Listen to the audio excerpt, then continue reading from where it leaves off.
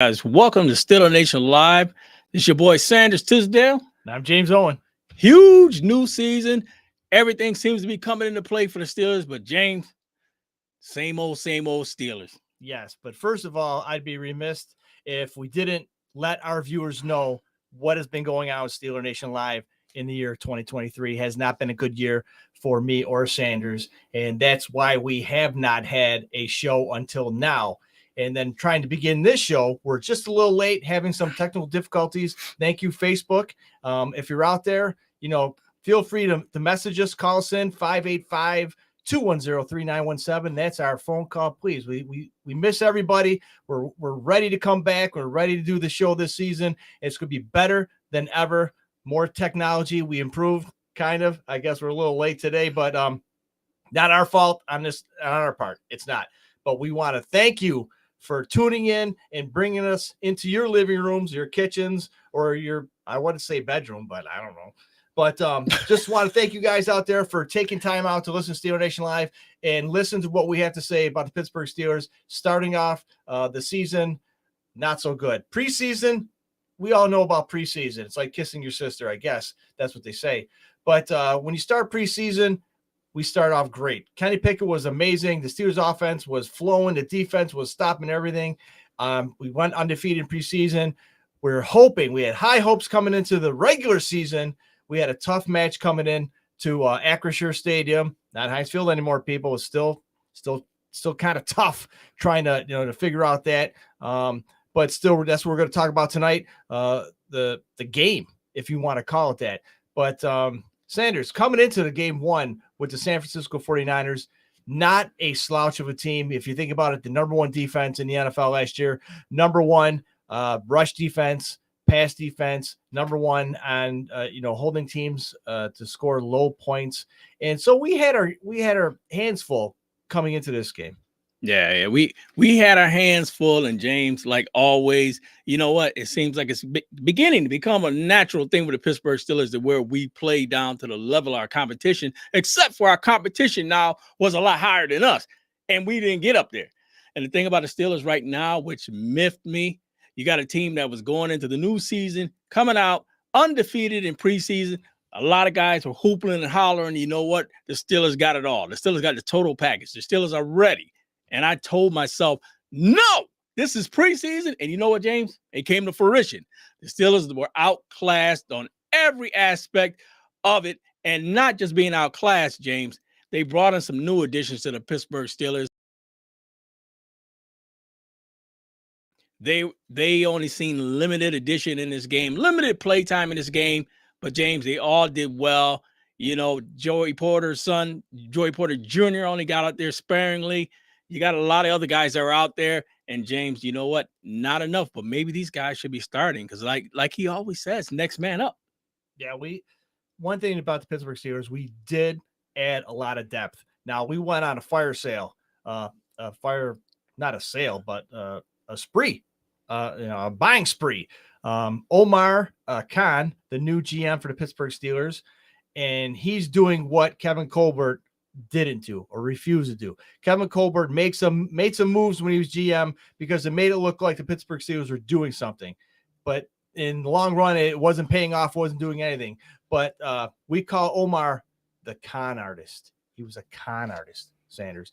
He brought in a lot of players, a lot of depth to the Pittsburgh Steelers on both sides of the ball. We're going to get to that soon. But getting back to Kenny Pickett in the offensive scheme that the Pittsburgh Steelers ran in preseason, you can say what you want. Preseason is preseason. But when you start off good preseason, that's what you want. You want to take that and that momentum and move it in to the regular season. Kenny Pickett, almost perfect. His stats were 13 for 15, 199 yards passing, 2 TDs, no interceptions, 86.6 completion percentage. He had a passer rating of 158. He had 5 drives and 5 touchdowns. Now, what's the difference between the preseason games and game one against the San Francisco 49ers? Well, we went back to the old Canada offense with the jet sweep, and let's throw the ball 600 times down the field and just hope that we get something. And when I mean down the field, folks, we know as Pittsburgh Steelers fans, these 4-yard curls aren't getting much.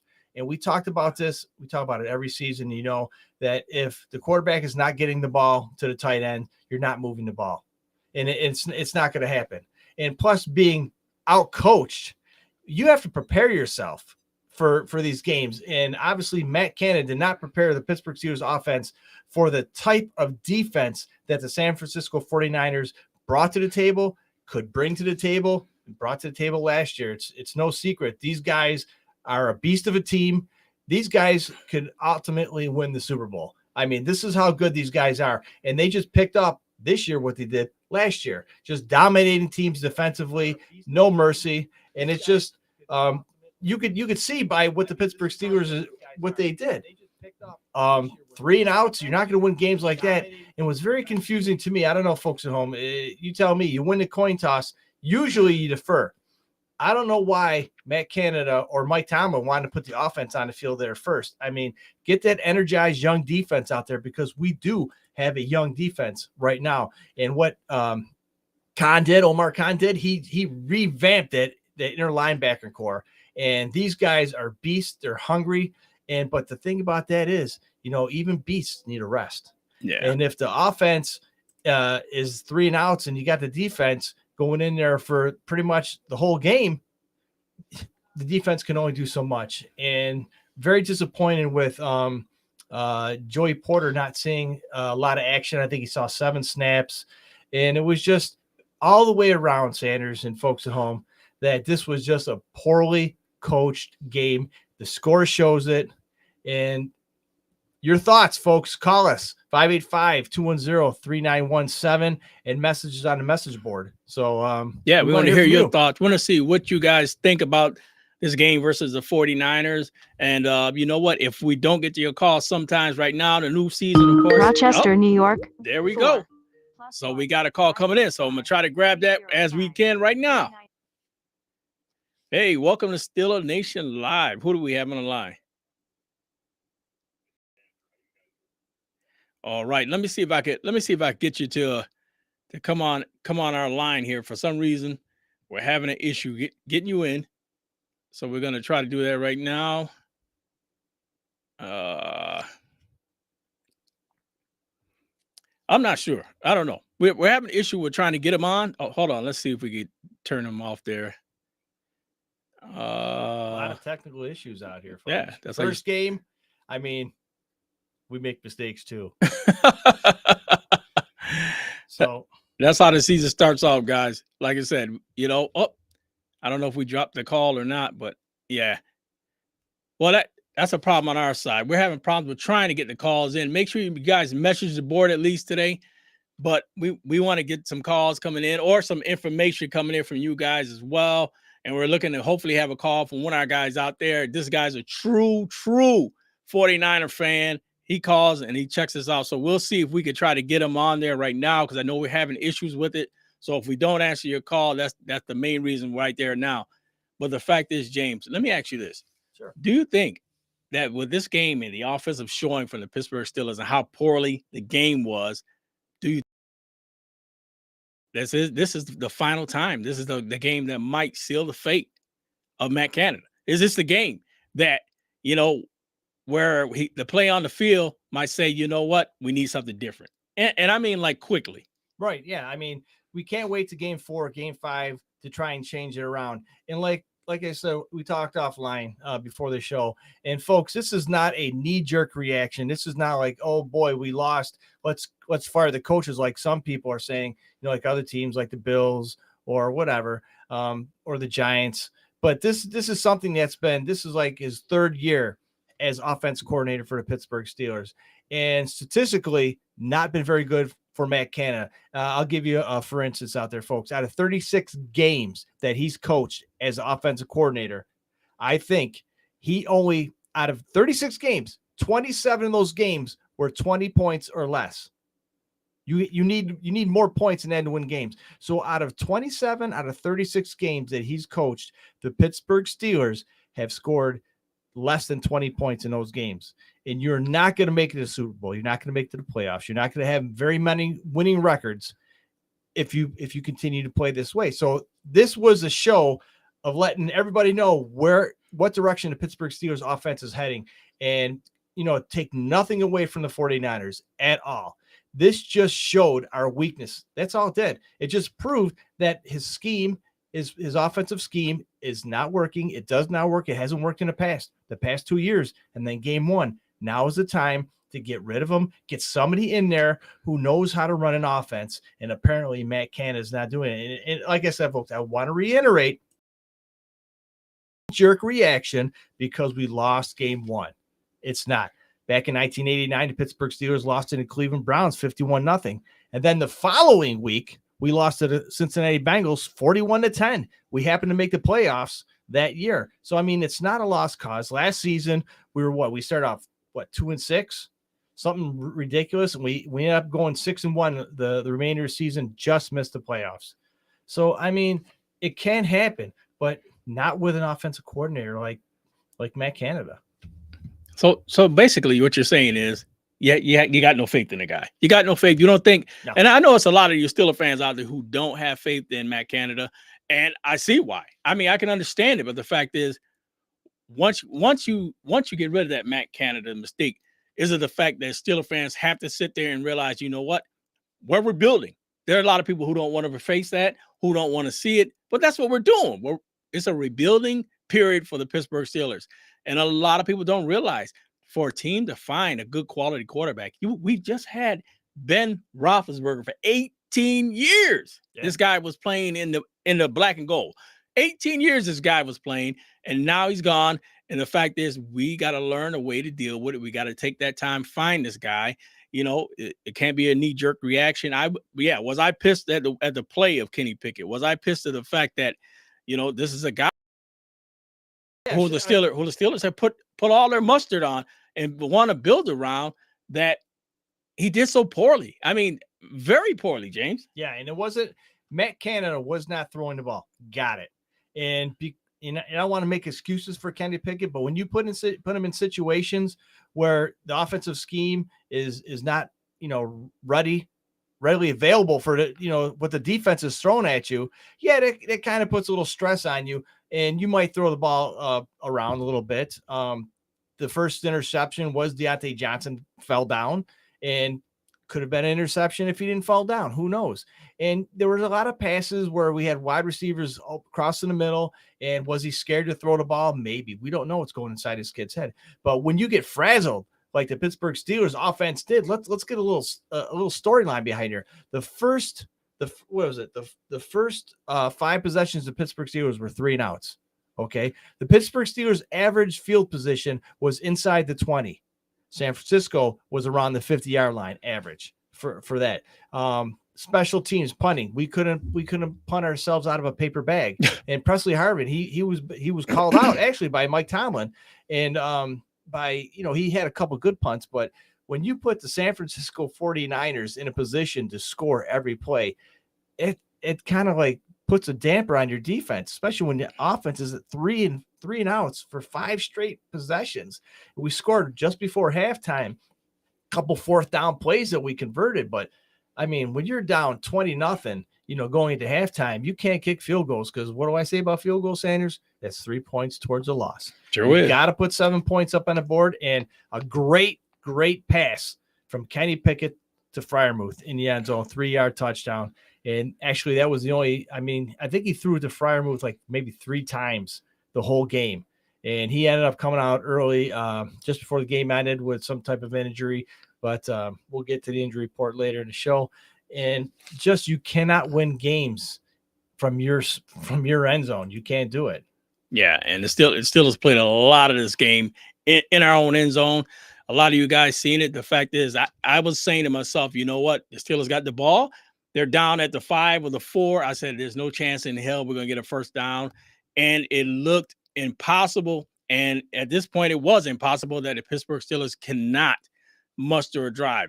And like you said, James, I don't know if it was the play calling. They it came along with Matt Canada, and the guys were not ready.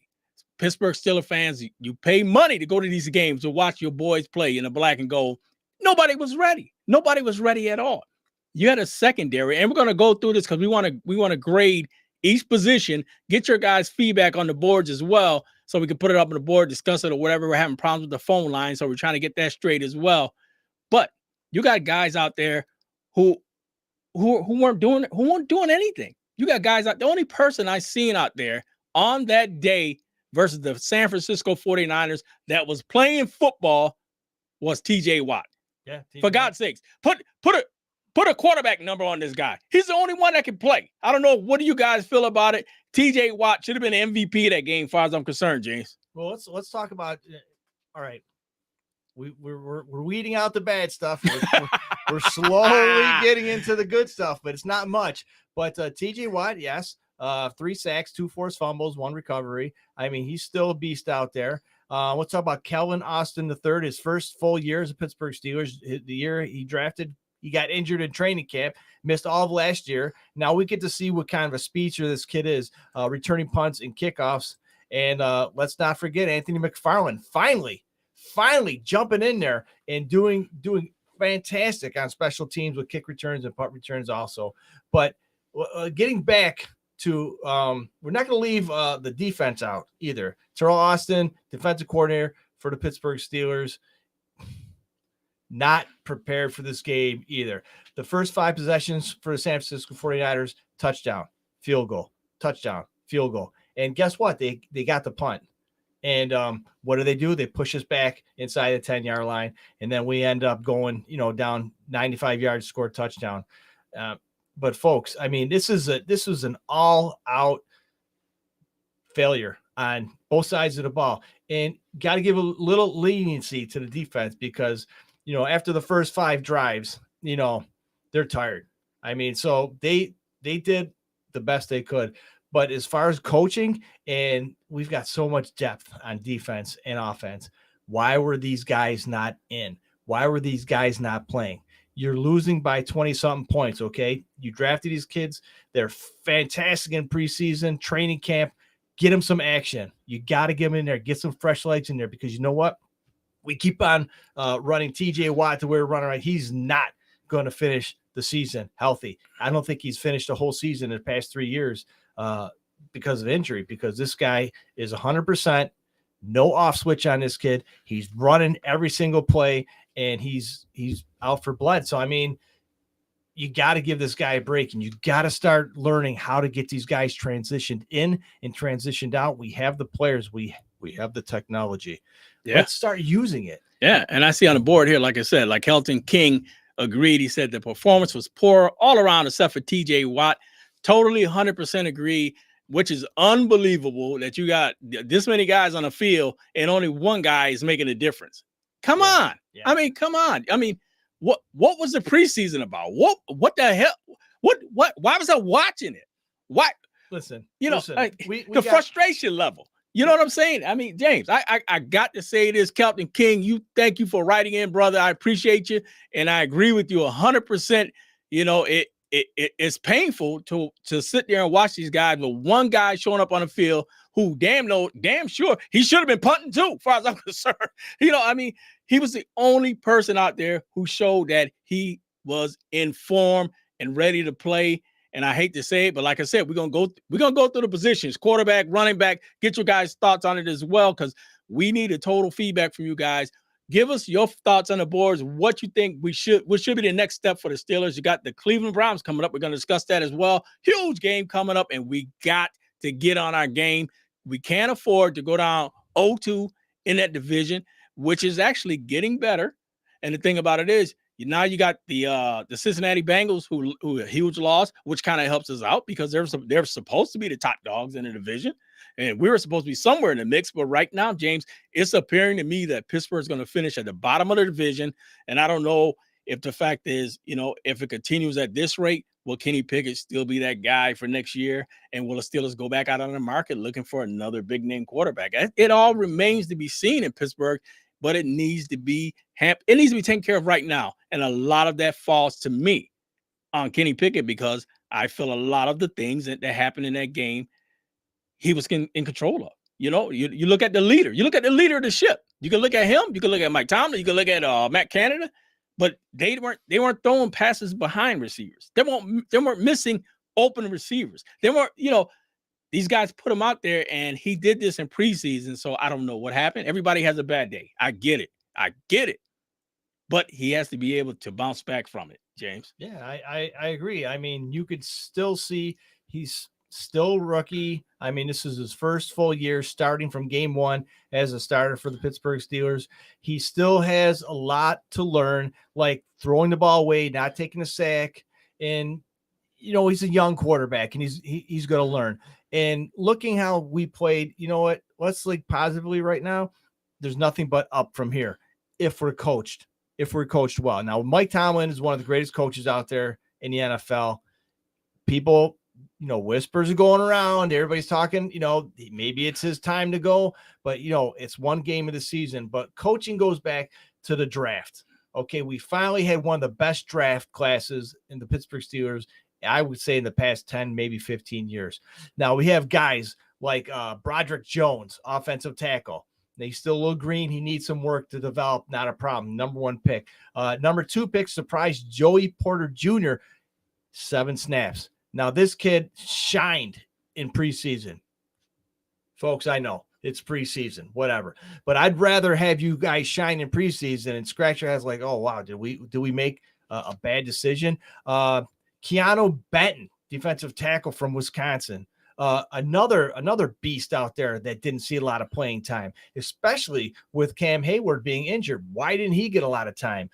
Nick Herbig, huge edge rusher from Wisconsin. He could play all in the middle, the outside. Why was he not in there? He raised hell in preseason. I think he had 3 or 4 sacks in a couple games. Didn't play all the games, didn't start, didn't play a lot, but when he was in there, he produced. He did a lot out there. And I could go on and on. And Corey Trice, this guy was phenomenal. The cornerback we picked up from Purdue. I mean, he was a walkout with the Pittsburgh Steelers. We drafted him 6th round. I mean, everybody gave up on his kid because it was injury prone.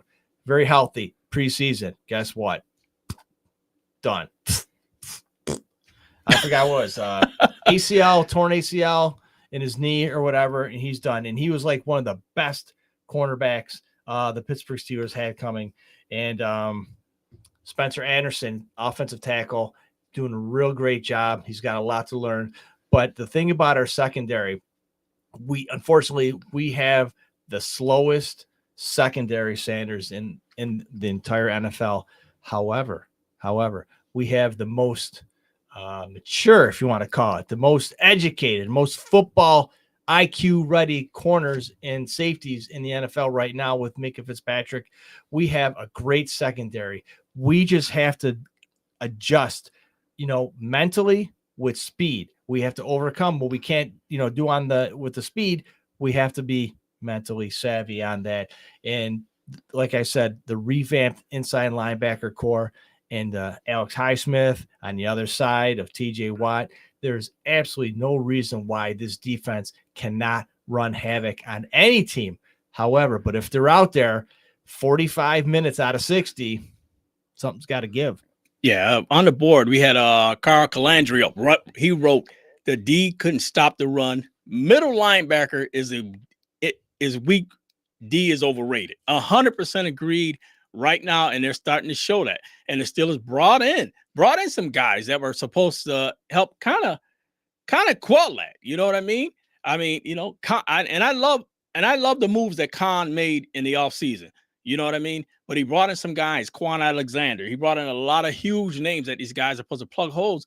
And these guys are getting torched out there, getting pushed around. Loudermilk, offensive lineman, pushed around, pushed out of his holes. Yeah. I mean, for God's sakes, James, it was getting so bad. And you guys Steelers fans out there and as well. And Carl also wrote, time to hold Tomlin accountable. I mean, there's a lot of things going on. There should be a lot of finger pointing to everybody in that group. And matter of fact, if you ask me, Canada should be pointing at Tomlin. Tomlin should be pointing at Canada, and they all should be pointing at each other. Kenny Pickett, get it straight. Get it straight. I'm frustrated. Every Steeler fan out there is frustrated because we're looking at the direction of where things are going. And if it, like we said, if it's not remedied quick, there's going to be a lot of holes out there, a lot of things that's not going to be taken care of. And right now, it is just not happening. I mean, James, what is your thought on the direction of where do you see the Steelers going after this loss? It was a huge loss. Matter of fact, before we get into that, James, can we go over some of the stats real quick from that game? Yeah, absolutely. Let's go over some of the stats. For San Francisco 49ers, total yards on the offense, 391. The Steelers, 239. Steelers only had 6 penalties, which is pretty good. 2 turnovers.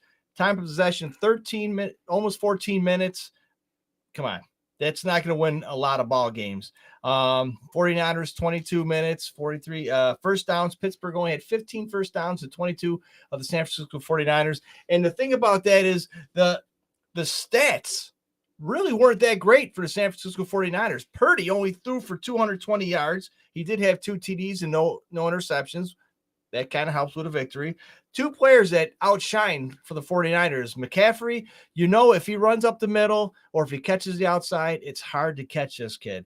And Brandon Ayuk, hey, just get out there. Nobody's covering you. If I find you, I'll throw you the ball. And that's what happened. And he had a mediocre day with 8 catches, 129 yards, and he had 2 touchdowns because nobody wants to cover him. Except Peterson. Patrick Peterson had him. You can't get any better coverage on that touchdown that he scored. That was a great throw, a great catch. I got to give you props on that. But other than that, these were the only 2 workhorses for the 49ers. But like I said, Sanders, if you have the same defensive team out there for almost 60 minutes, not being switched out, we have free agents, Brighton Fajenko from the Chargers. We have Larry Ogunjobi. I mean, ex-Brown. This guy's a beast. Why wasn't he playing a lot? And like you said, Loudermilk was getting pushed around like a quart of milk. Yeah, it's gotten that bad. And the fact is, and just like Mr. King said there on the board, Patrick Peterson is only getting slower. He's a 34-year-old corner. Right. Agreed. I mean, when they went out and got him, I figured that he wouldn't probably be out there as much, but he would be out there to, on certain situations or whatever. But you had a young receiver out there from the 49ers. Is it Ayuk? I don't know how you say his last name. Brandon Ayuk. Yeah, he was destroying this dude. He made him look like he was 5 years old covering a guy that was 30. Yeah. I mean, that's how bad it looked, and it was embarrassing. It was embarrassing.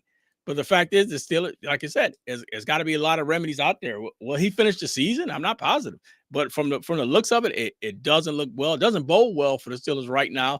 Steelers got to find ways to remedy that situation. And James, I mean, and like he said as well, maybe it's the defensive coordinator. And you know what, Kelton, it's so hard to try to figure out. I mean, because it looked disastrous on every side of the ball that you can't even say let's pinpoint one thing because it was so many things, James. Right. And that comes up when we're talking about Mike Tomlin. Is it his time? I mean, one of the greatest coaches in the NFL right now. What's stopping the Pittsburgh Steelers is, number one, it's a popularity contest because everybody loves him. Everybody loves this guy. I mean, what he's done for the city of Pittsburgh, what he's done for the Pittsburgh Steelers team itself. But there's a time. And right now, if we look back at all the other Pittsburgh Steelers coaches, all 2 of them, Chuck Noll and Bill Cowher, when they left, everybody knew it was their time. They even knew it was their time. And I think it's getting to the point where you're showing up to games, but you're showing how unprepared you are. And the fact that you can, you get there and you say your post-game speech, let's tip our hats off to the guys. They showed up. They executed everything well. And okay, that's great. But your job is to make sure your players execute well. And I haven't heard any of that I've heard we didn't execute. Well, why not? I mean, it's not like these guys never played football before. These are high caliber players for the Pittsburgh Steelers. You don't just play for the Pittsburgh Steelers. You earn that privilege to play for the Pittsburgh Steelers. And it's a great honor to play for the Pittsburgh Steelers. But you have to be coached and coached well. You have to be prepared for a game. Just because you're a great defensive end or you're a great running back, you still have to prepare for the team ahead of you. And how do you do that? You watch game films and you're learned by the coaches. The coaches will teach you. The coaches will direct you. This is how it should be run. This is what you should do. And this is not what we're getting on both sides of the ball. Special teams as well. I mean, we've improved in special teams and we can continue to improve in special teams. But like I said, when the offense isn't out there running plays and doing snaps, you're not going to get any progress. Your defense is out there taking too many snaps. You're going to get tired and it's going to be done. Special teams as well. If the offense is running, your special teams is running the team. And how many punts can you do in a game, right? Unless you're punting at 50, 60 yards down the field, but we're not. So this next game against the Browns, Pittsburgh Steelers, I think in the past 20 games are 20-0 at home on Monday Night Football. We have the Cleveland Browns coming to town. We'll talk about that in a few minutes. But now's the time. I mean, like I said earlier, I mean, nothing but looking up from here. Now we know what the issues are. Can we fix them? Folks, let's hear from you. That is true. Can we fix them? And guys, like we said, we want to do something a little different because we do want to step into the Steelers versus the Cleveland Browns, which is the next opponent for this upcoming game. But the fact is, number one, let me ask you this. We're going to rank these positions real quick for you guys, and we want to get your guys' thoughts on the board as well so we can pull them up on the board as well. Now, number one, coming out of the box, Steelers versus the 49ers. We're going to rank these things. Quarterback. James, what do you see as a ranking for the quarterback for the Pittsburgh Steelers versus the 49ers, which is Kenny Pickett? D. Definitely a D. Yeah, I agree. To be honest, I think D is just a little bit too high. I think he was damn near E'd, almost F+. I mean, when you're missing wide open receivers, that's what you're put out there for. You got to hit the wide open receivers. You're throwing the ball behind it. For God's sakes, realistically, I believe I seen two good passes that Kenny Pickett threw in that game. And I'll be honest. And I got to give him an F+, to be honest, because Kenny Pickett, I thought that pass that he threw straight down the middle to Freiermuth, down the middle when he got hit in the chest and he dropped it or whatever, it was damn near close to being on the money in a tight window. Right. Now, I got to give it to him. That was a nice pass down the middle through the window, but it was a little behind him and he got plowed into the chest and dropped the ball. It was incomplete. But the fact is that that was a great pass to be in such a small window, and he did it. And the fact is, the Steelers right now, I think if he's got to get it together, coming out week one with an F for a rating or a D for a rating. I mean, and the D is the looking up. So I don't know what he's seen that I didn't see. So, I mean, I don't know. You guys out there right now, you give us the feedback. Give us what you think the Steelers, what you think a rating should be for Kenny Pickett, James. A lot of things happening. I'll give him the D. He did have that 95-yard drive before halftime. A lot of pressure on him. That throw to Freiermuth, the touchdown, was one of the best passes that you can possibly place the ball that without it being intercepted or knocked down, and scored a touchdown right there. 4th and 1 or 4th and whatever. We went for it. We just, and then after that, the wheels fell off. So I didn't give him an F because I want to be optimistic. Yeah. You want to be optimistic. You don't want to destroy the guy. Right? Not that bad. I think you're doing a good enough job. Hey guys, don't get it twisted. I want to see him succeed, and I hope he does well for the Pittsburgh Steelers. But what I seen in that week one, I can't let it go. And the only way you can, try to get better on something is you got to pound it in somebody's head that this is what's got to be done. This is what got to be done. And that's my rating for it. You gave him a D. I gave him an F. Running back, Harris. The run game was non-existent for the Pittsburgh Steelers. One good run by Najee Harris. He was 6 carries for 31 yards, 2 catches for 2 yards, and Warren 3 carries for 6 yards, 5 catches for 12 yards. Honestly, I'm gonna give the running backs a C. I'll give them a C+. And the only reason I give them a C+ is because they did some blocking in the backfield, but the other part is, what the hell can you do when there's no holes? There's no holes. It's back to the season when Roethlisberger was there. Do we have to go back to the same old of doing dink and dunk passes down the field just to open up the field? Maybe, but there were no holes there. It was disgusting. Come on. This is supposed to be our top back. I can't see anybody reaching 1,000 yards if we continue at this pace, James. So I said C+. Wow, you're generous. Big fat F. Big fat F. If you can't find holes, you got to create holes. And to the running backs defense, Canada didn't give enough time. I 41 throws or 46 passes from Pickett. That's the most he's ever thrown in a game. Come on. To establish the run, little secret, you got to run the ball. You don't run the ball, you can't establish the run. And if you can't find a hole, make a hole. And it's not like Najee Harris is a skinny little running back or Jalen Warren. These guys are beasts, powerful beasts.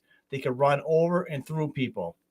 I'm not buying the excuse there was no holes. Granted, the blocking was subpar. I mean, they need to get into the meeting room, and all these coaches need to get together and watch this game film by themselves and just look at that debacle that was out there in the field. I mean, how can you even put this? If it was a store and that was the product you're selling, you think anybody's going to buy it? No. And I just want to reiterate to the folks at home, this is not a Steeler bashing show. Okay. We're not on here to lambaste anybody. We're out here. These are all facts. I mean, straight up facts. There's no embellishing. There's no making anything up to make these guys look any worse than what they played on Monday or Sunday. It's what it is. And if these guys aren't called out on what we see, they're going to continue to do the same thing. It's just like anybody out there with a drug problem or an alcohol problem. Until you come to the assurance that you have a problem, you're not going to fix it. Folks, we have a big problem. We have a problem head coach, offensive coordinator, defensive coordinator, offensive line coach, defensive line coach, secondary. Everybody needs to get in this meeting and figure out how we're going to set this train back on the tracks to Super Bowl town. Because I'll tell you, this train ain't leaving the station if they keep on playing and coaching like this. Big fat F. I'm sorry. Woo! You get the running backs to F. F. Oh! Hey, like you said, hey, I love the boards buzzing today. I'm trying to grab them from different places, but Kelton's been putting up some stuff I got to read. He says the Steelers won't be anything until Tomlin is out of there. He's a defensive-minded head coach, but the defense is always the weakest links. And the offensive coaches, he says the offense coaches that are brought in are just offensive. Offensive, yeah. He says TJ Watt is actually the one who gets an A+. The rest of the team should get an F. You're not far off, brother. You're not far off. Wow. They should get an F. I agree with him 100%. I mean, it's that bad. And it's like we said, it's not bashing. It's the truth. It's the truth. We're just pointing facts out. I mean, when you have like what I'm looking for, our main receiver, Allen Robinson, 5 catches for 64 yards. Nobody even thought he would get into the game. And that was before Deontay Johnson got hurt. And Deontay Johnson, 3 catches, 48 yards. That's wide receiver. Getting into the wide receivers. And Pickens, 5 catches for 36 yards. Should have been benched. There's absolutely no reason to get a personal foul penalty attacking somebody. Granted, we were on the field. We don't know what he said, what he did, but you got to be professional, and you take it out on the field, you score a touchdown on him, and that's how you don't do that. And after a long gain, now you're back 15 yards because of the penalty. Tomlin didn't even take him out of the game. He put him right back in. So what is that telling him? The game is bigger than you. Okay. The game is bigger than you. You have to think about your fellow players, the score, what's going on. Yeah, you're important, but the game is bigger than you. You got to remember that. Did I say F? I said F, didn't I? You get the wide receivers an F? No. We didn't get there yet, did we? Yeah, that's the wide receivers we're talking about. Oh, we're talking about the wide receivers now. Okay. So wide receivers can only catch what's thrown to them.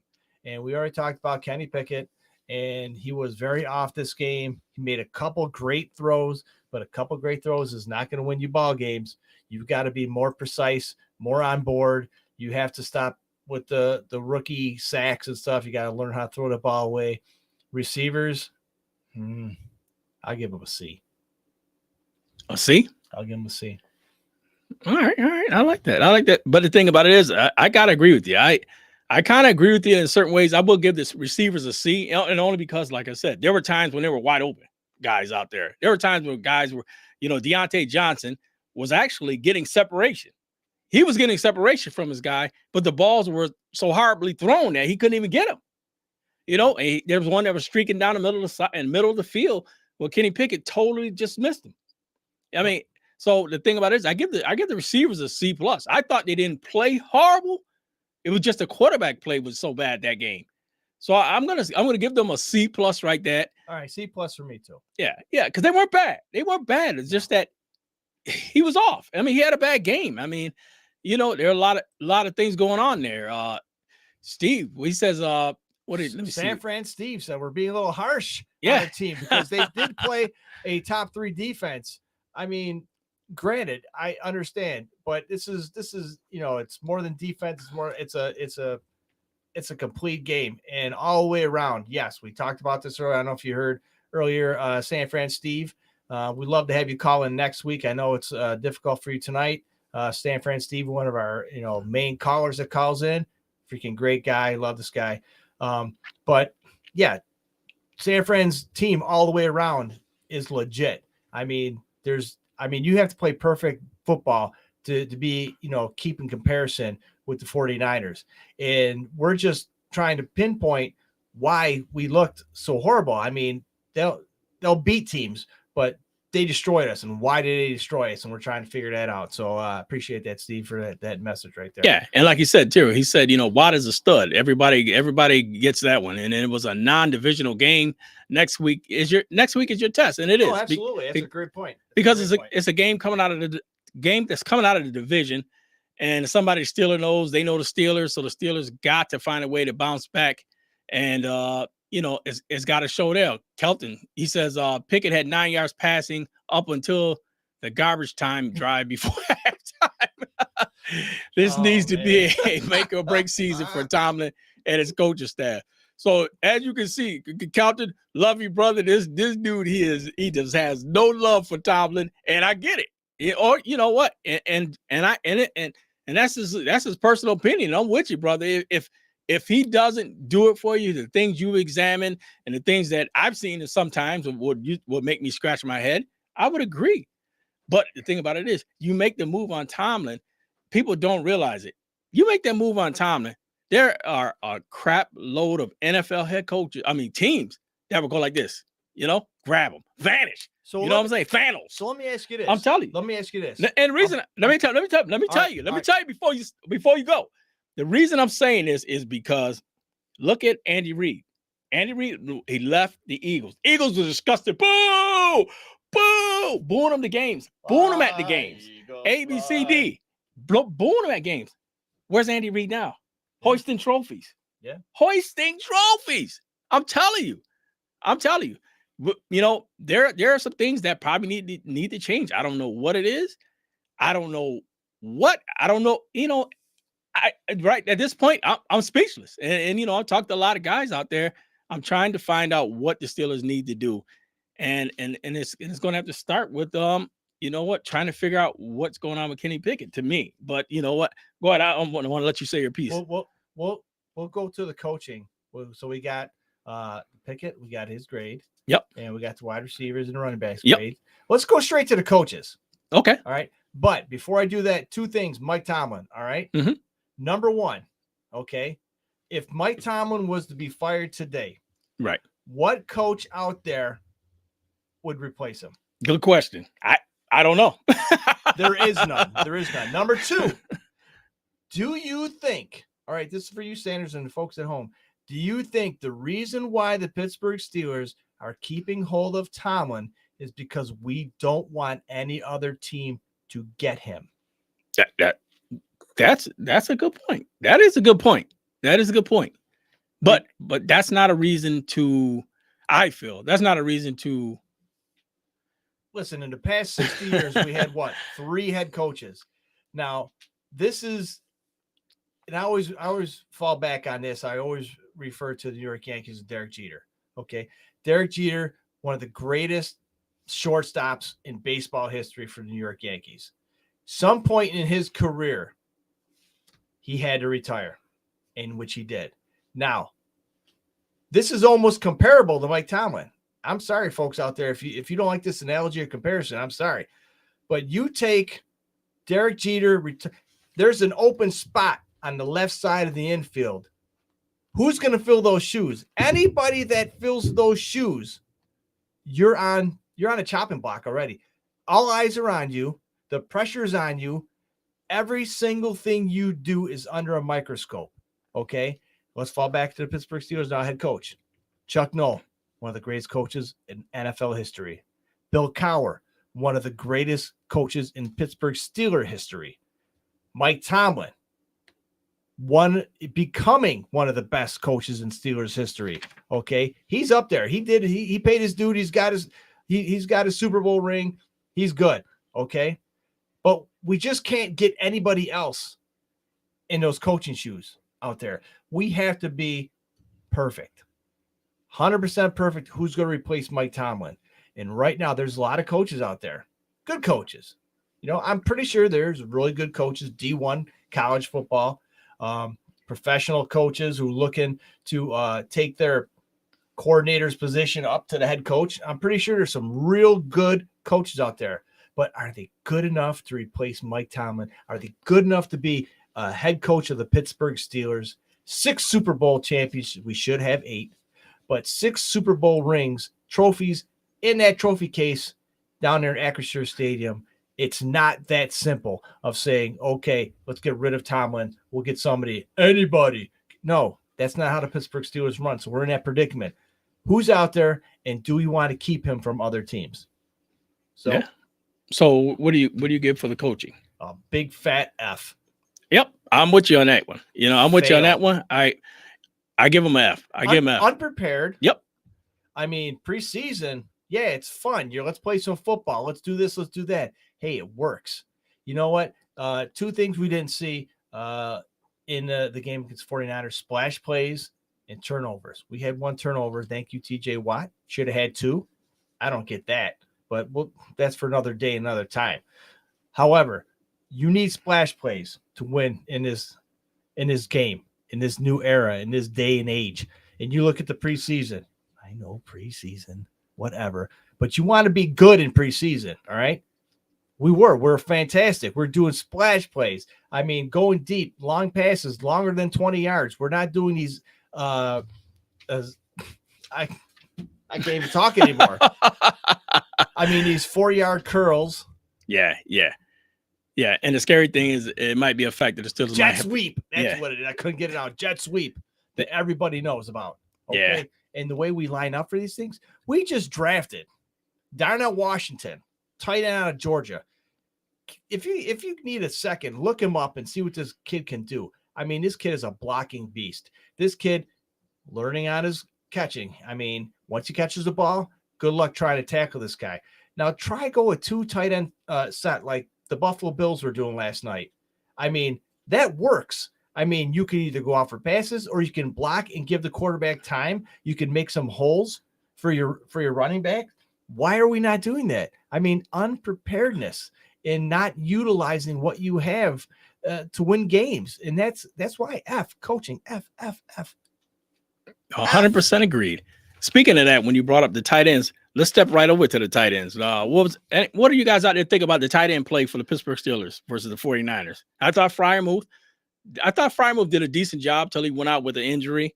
And like you said, Darnell Washington, to me, he didn't get any balls thrown his way, but I could tell that this guy is going to be a monster down there near the goal line. And not just that, he helped that O-line contain the 49ers outside guy. I don't know why his name just escaped. Bosa. Yes. Yeah. He helped them. And Bosa became a non-factor. The $600 million man. Yeah. Well, he didn't play that many off-season games. You know what I mean? So that's the difference right there. I mean, he's a beast. He doesn't have to play preseason. He's a beast.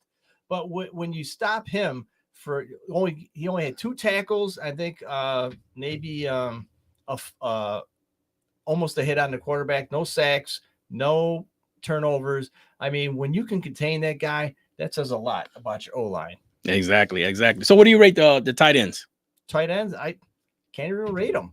I mean, Washington wasn't in there enough to do anything. And Freiermuth had a touchdown. He threw at him 3 times. He caught one. What do you think about Connor Hayward? All right. I'll give him a C. I'll give him a C. And the only reason why I give him a C is because Freiermuth with the touchdown. Yeah. They were playing. Like I said, in all this darkness, there were some possibilities that came out of the game. And those guys, the tight end group that we had out there, they didn't do bad. They didn't do bad at all. And like I said, it came down to them getting the ball and just different aspects of the game. But one thing we're going to step to right now, I want to talk about is the offensive line for the Pittsburgh Steelers. James, what do you rate the offensive line for the Pittsburgh Steelers? You guys out there right on the board as well. We're trying to catch everybody. There's stuff coming off from different places. So D. Sounds about right. For do not know how to block. Yep. I mean, you can't sugarcoat it. I mean, we can sit up here and say, well, we did this. We had 4th down. They gave up 5 sacks. Granted, they could have been Pickett. He could have threw the ball away, whatever. But, I mean, you have to give him time to throw the ball, number one. You have to set plays for your running backs. It just watching these other teams, and it just boggles my mind that, all right, why can't we do that? I mean, it all falls back to coaching. Yep. Putting the right players in the right positions at the right times to do the right things. And this is what the Pittsburgh Steelers did not do Monday night. And yes, San Francisco is a great team all the way around. But I'm not sold on the Brock Purdy. Okay. He gets the job done. I'll grant it. Like I said, against our weak defense, he only had 220 yards in the air. That's not saying much. And more than half of that, almost all the yardage went to one receiver, Brandon Ayuk. So, I mean, granted for him, he got the job done. But I'm not going to put this kid on a pedestal. Because of, what happened last year and whatnot. He got hurt, got surgery, whatever. But, I mean, if you're looking at him as an elite quarterback, he's like a plug-and-play quarterback right now. Who else does the 49ers have as far as quarterback? They just got rid of Trey Lance. They traded him to the Cowboys, right? Yeah. So, well, like you said, I agree with you. He's a decent quarterback, but time will tell. Don't get me wrong. Time will tell. He's a decent quarterback. He's got a decent core around him. So that's well. And James, I believe he is a decent quarterback. The reason I say that is because he had 220 yards passing, but it was a well balanced 220 yards. It wasn't like he didn't throw for 300 because he didn't need to. Right. What I think he has a good football IQ. And I think that's what makes him look so good. He's got a good football IQ. Yeah. And like Steve said, remember, this is the first game after his surgery, which was this guy was just coming off of surgery. I just remember that, and he's right. He just came off of surgery where he's supposed to be out. I don't even know if he was going to start this first game. And he came in and he looked good. He looked better. Smart. He looked good. Very smart. Yeah. Very smart. Got to give him that. Yeah.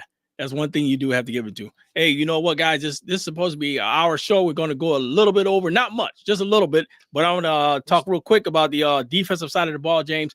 What do you see about the core of the defense, and who do you see that stood out to you on the defensive side of the ball? And we all know TJ Watt did, but besides TJ Watt, did you see any possibilities out there on defense? Give me the negatives for your score for the defense, and give me who do you think that stood out. Well, we all know TJ Watt stood out. That's it. No, I mean, you had one guy, one wide receiver, and you had one running back. That's it. If you take those guys out of the equation, the Pittsburgh Steelers defense did pretty good. All right. I'll give them that. They just, for some reason, couldn't cover Ayuk. I mean, Patrick Peterson, was he covering him? I don't know.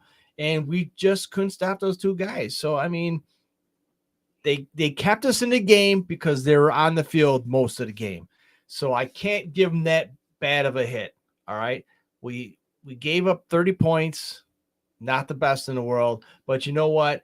When you're out there and you're tired and you're getting beat down by like one of the best teams in the NFL, I'm going to give them a C minus for the defense.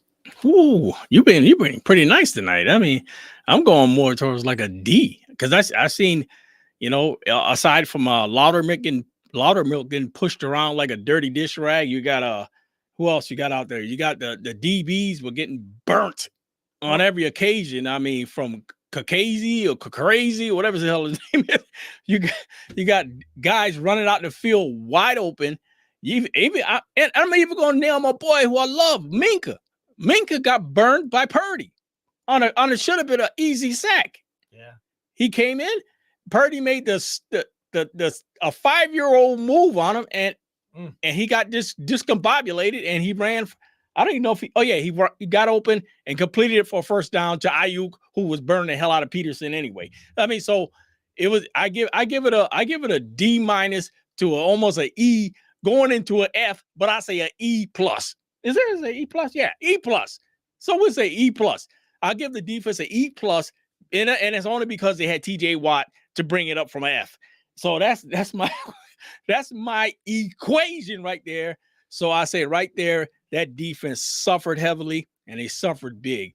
But guys, like I said, James, and like we all know, Steelers got a huge game coming up this week. Steelers going into Cleveland. No, they're coming to Pittsburgh. Oh, they're coming to Pittsburgh? Coming to Pittsburgh. Oh, see, I thought they were going to Cleveland. I got to recheck that.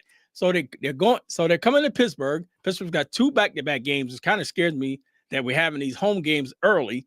So what does that mean? That, you know what, we'll be on the road for a while coming up, and we got to rectify these situations and now. So James, what are your thoughts, guys? What are your thoughts out there, the Steelers versus the Browns? Well, Cleveland just beat up the Cincinnati Bengals, and I think the score is 24-3. And Burrow is hurt. He should have not played that game. He was horrible. 14 for 31 for 82 yards. They just paid this guy bank. Yep. Okay. 82 yards for Burrow. And that's unheard of. I mean, the Browns really aren't that great of a defensive team, but they'll put a hurt on you. You know what I mean? And then Watson, this game looks like it was one of the boringest games you could ever. 154 yards passing for the massager. Nick Chubb, 106 yards on the ground, and the leading receiver Moore had 43 yards. Was this a battle of the kickers? I don't know. Well, the Bengals only had 3 points, so there's one kicker for you there too, and 24 points. I mean, come on. But coming into Pittsburgh is 20-0, I believe, in the last 20 games at home on Monday night. And I don't think that's going to stop anytime soon. This is like, they're looking at, we got our asses handed to us. We have to redeem ourselves. And it looks like the Cleveland Browns are going to be on the hands of that. I mean, expect a different team to show up in Acrisure Stadium Monday night. I can guarantee you right now, the Pittsburgh Steelers will win this game. Not handily. I don't think so. But if they stop Nick Chubb, which I think they're going to, and maybe have a couple massage tables on the sidelines. Maybe that distract Deshaun Watson. Maybe get a couple masseuses out there, throw them off the game. Tell them, hey, we got some lotion over here. I don't know. But it looks like I can almost guarantee a win, Pittsburgh Steelers. And I'm going to give you a score of 23-17. Pittsburgh wins this game. Ooh. 23-17, Pittsburgh wins this game. And that 17, that's a garbage touchdown at the end. Well, like I said, I'm more or less on the side of Kelton King there. He said the defense can't stop the run. DBs can't cover themselves with a blanket. I agree to a certain extent they can't. I mean, well, here, let me explain myself. With Cam Hayward being out, now they have the ability to prepare. Who's going to go in? Who's going to start? Is it going to be Loudermilk, who got pushed around, or is it going to be Benton that we drafted in the 4th round, I believe, or 3rd round? Yeah, but you're asking a lot of some younger players. You know what I mean? Big kid. I mean, you got to put on the big boy shoes sometime. You got to do it. And I think this is going to be the game where the Steelers actually sit down and say, hey, look, where did we screw up? How are we going to fix this? And prepare. Division rivals. So we're pretty much halfway there already with how the Cleveland Browns play and how we play them. at home or away or whatnot. Right. So we're pretty much in there in that set right now. So with that being said, the Pittsburgh Steelers will be more prepared. And yes, it's the Cleveland Browns, so we don't have to be we want to be 100% prepared. Right. Granted. But after this debacle, regroup, circle the wagons again, and we're gonna figure this one out. I'm telling you. And this is going to be the game that's going to project the Steelers going further. Yeah. Because after that, we go to Las Vegas and play the Raiders after that. So, well, I'm telling you, I see, like he said, I see an 0-2 start, and which is fine. I mean, we're rebuilding, we're trying to grow, we're trying to find out what we need to progress and become a better team. But I can see us falling to Cleveland at Pittsburgh again. And the thing about it is that I don't see us remedying, all the problems that we had in this game so quickly. And don't get me wrong, are the Cleveland Browns the San Francisco 49ers? Of course not. Do they have a great quarterback situation? So. Not really, though, at the moment. But the fact is, how hard is it to beat the Steelers when, like he said, when you can't cover guys, when you can't plug holes, when you can't, and then you got an offense that's struggling from the quarterback position. So I can see possibly that there's been a tight game all throughout, and I can see the Steelers letting up a late drive by Cleveland, even if they win by a field goal. I'm looking like a 17 to 10 type score, because it's going to be hard for us to score points. And so I'm looking at 17 to 10 with the Cleveland Browns coming out on top. But I think things will be a learning lesson for the Steelers, and I think the Steelers will get better and get better. And I mean, like, as people, you got guys that are out there that are injured right now. Like you said, Cam Hayward. Cam will be out for 8 weeks. 8 weeks, 2 months. This guy's going to be gone. yeah. Now you got Marvin Leal on the defensive line, who's been struggling with injuries, or Larry Ogunjobi. This guy's got, foot problems. And they're all coming to roost. And you know what? Maybe it's a good thing that it's coming early, James. I don't know. Deontay Johnson. He'll be out 4 to 6 weeks too with a hamstring. So right. My prediction is that here's my breakout player of the game against Cleveland. It's going to be Allen Robinson. He's going to be the breakout player. I'm telling you. I could see him scoring 2 touchdowns. And because people forget about Allen Robinson. Oh, yeah, they do. Washed up. They're going to focus their attention on Pickens. Freiermuth is a little banged up. So who else are going to throw the ball to? Hey, and don't forget about Calvin Austin III. Do not forget about him. So he's going to shine as well. But the breakout player for the game, Allen Robinson, 2 touchdowns. I like it. Hey, guys, another show in the books here on Steeler Nation Live from your boy Sanders Tisdale. James Owen. Make sure you guys be here Tuesday at 6 p.m. as the show keeps rolling. We love all you guys checking us out, putting writing on the board, having all kind of information. We're all busting our boy who calls in, ex-Steeler. Jeff Reed calls into the show. Make sure you check us out. We have other NFL players that will be calling into the show this year. Make sure you stay with us and check out all the things we have going here on Steeler Nation Live. So again, from Sanders Tisdale, James Owen. We'll see you next week. We'll see you next week on Steeler Nation Live.